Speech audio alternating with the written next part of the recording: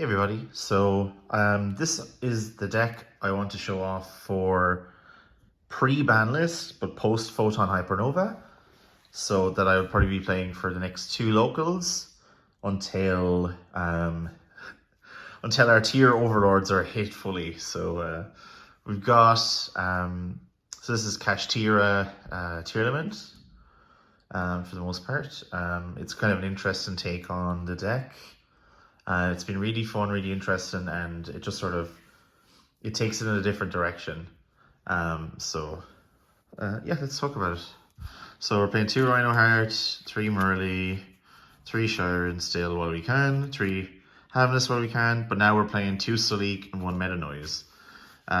So the big difference is we want more cards to banish off of Tearlaments Kashtira, and as well as that, Meta Noise is quite good against Kashtiras that are running around as well. So we want to be able to set those boys. And also, this lets you get back things. This is probably going to be a bit more prevalent in the ban list when you want to, when you've got a limited number of tier names and you want to be able to get them back from grave and so on. So yeah, so we're on 2 Salik and 1 Meta Noise now at the moment. Side deck is over here as well, actually. And then we've got our spells. So we've got 3 perlreino, still same. 1 terraforming, 1 tactics. This could be something else. This could be maybe Book of Eclipse or something instead. But until people are on the new decks, it's still worth keeping in something pretty generic and standard. 1 instant fusion and 2 scream. We still got enough names to justify playing scream. Scream's a really good card for beating over things, so that's quite cool. And then we've got the Kashtira part of the deck, which is basically 1 Kashtira Birth, 1 Pressured Planet Right Soats, which is the new field spell for searching Kashtira. So this can actually search Tearlaments Kashtira and also just Fenrir and Unicorn as well. So it's quite useful. And then we've got 1 Theosis, or what they used to call Papyrus in in Dueling Book, I guess. But so this is obviously for special summoning. So if you special summon Tearlaments Kashtira, you can use this to either get a Fenrir or a Unicorn on the board.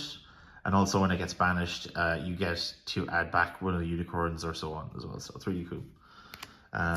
Then we've got Fenrir, we've got 2 Unicorn. So this is based on some testing that I've done. What I noticed was if you expend through your Unicorn too quickly off of Shangri-La, then you get you're in a really awkward position against something like Flunder, where you're basically stuck with a Shangri-La on the field and nothing you can do with it. It takes a lot to kind of grind out of that situation. And then finally 3 Tearlaments Kashtira. So really powerful card, lets you banish Tearlaments or Kashtira card from grave or hand to special summon, mill 2, I think. Let's remember that.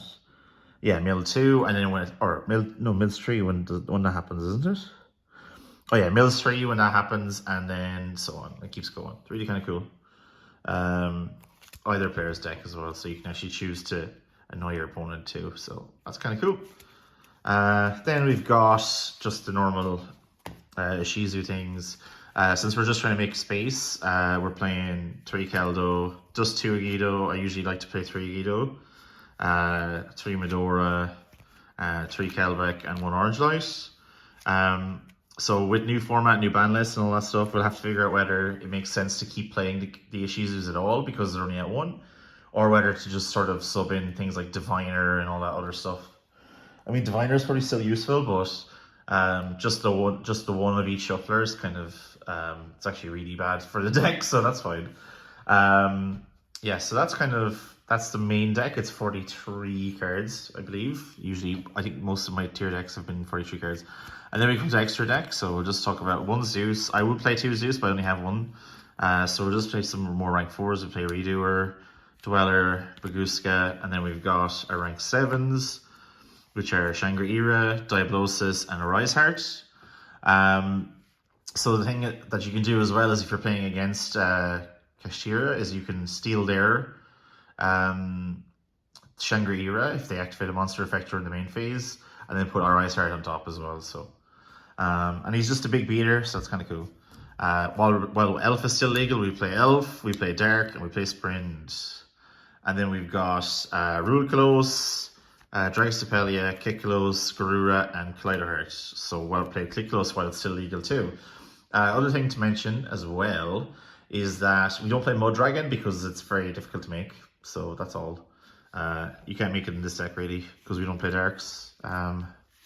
You know, so but it'll be probably a lot more prevalent in the new format. I feel like I've been testing out a bit with Lunalight Tearlaments and I like it. I think it's quite cool. Lets you keep making Toad, which is also really cool. Yeah, so then Ambiguous and all that stuff. Then we got onto side deck patterns, so we got to prepare a bit for the new format. So what we're doing is we're just still playing the Crime, 3 Imperm, but now this boy comes into the side deck. So 3 Book of Eclipse absolutely kills Kashtira if you're ever playing against them. Lets you clear out a board like nobody's business, which is also really good. And then instead of Dark Ruler and Moors, I'm playing Lava Golems because this is more important. It's very important to get rid of what I've noticed particularly is the Fenrir. If there's like an errant Fenrir on the board, it makes it very difficult to kind of get over the Shangri-Ira or the Arise Heart or so on like that. So I would say Lava Golem is pretty best bet. You could go with Sphere Mode if you wanted to, but sometimes people don't play a bit conservatively, so they don't put 3 monsters on the board. We want more utility. 2 Twin Twisters, 1 Scatter Shot for time, I guess. Or just to mill it randomly, and then 1 Zombie World, 1 Necro World Banshee. So pretty straightforward. Flunder is obviously still in the format. Why wouldn't it be? We still got 2 more locals or 3 more locals depending on how many I go to, where where Wind Barrier Statue will still be legal. So we're kind of in this weird, slightly like week-long hybrid format. I guess we could call it YCS Leon format or something, right? And basically that's what we're sort of making up at the moment. We just need to figure out what we're going to do. I still think, obviously, this deck is still very powerful. The Kashtiras, I've always said, and this is my preference in terms of when I was playing them for MegaCon and for different tournaments, is they let you play through Shifter a bit better. I was trying this deck out just after locals yesterday. Obviously, it's not legal yet. It's legal tomorrow, but after locals, we were trying it out. I was playing against Flunder, and I was playing against full power Kashtira as well, and they shifted the crap out of me. And I will be honest, I think the Kashtiras would have saved me a lot of grief in this deck.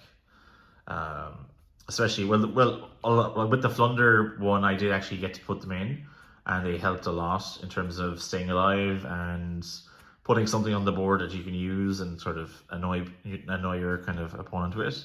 Shangri-Ira obviously has 3,000 defense and protects itself twice. So the only monster that can get over it is already Empen. So they have to attack it twice with Empen, and hopefully by that time you're okay. So that's kind of the aim of the game. I mean, like, these are really powerful cards. I think Tearlaments Kashtira is incredibly powerful. The fact that it's level 7 as well, it's a free special summon, lets you mill cards. If I had more Theosis, I'd probably play that, but also at the same time I'm really caught for space in the deck. I like the inclusion of 1 Wraithsoth. What I was seeing a lot, I was looking at a lot of OCG lists. Obviously they have more tier monsters, but I was looking at a lot of OCG lists where they're kind of playing the hybrid of this deck, and they were playing usually sometimes just 1 field spell and no Theosis, but I feel like I paid a lot of money to get this goddamn card, so I'm going to use it. I could probably play more than 1 Birth as well, and you could maybe cut the Orange Light, I would say, or something like that, or cut the Meta Noise. Maybe don't need that yet, but it's overall really fun. I mean, we'll see how it goes, and I'm pretty optimistic. I mean, I don't think there's, like, at the end of the day, it's still a Ishizu tier, right? What's missing, you know?